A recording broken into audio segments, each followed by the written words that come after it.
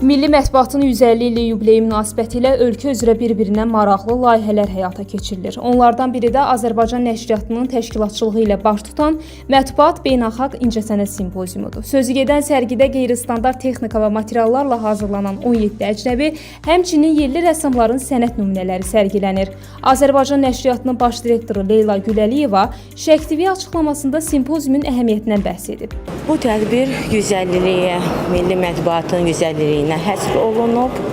Ümumiyyətlə biz fikirləşirdik, nəsə belə bir tədbir eləyək ki, o necə söz, çap, o həmişəlik yadda qalır və tarixə düşür. Sənət əsərləri də eyni. Neçə əsrin əsərlərini biz indi baxa bilərik.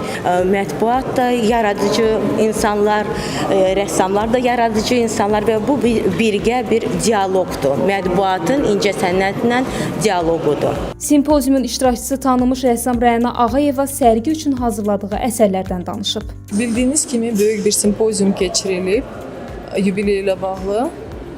17 xarici ölkədən rəssamlar gəlib və biz birlikdə bir aura yaratmışıq, nələrsə yaratmışıq bu sərgi üçün, yeni əsərlər yaratmışıq.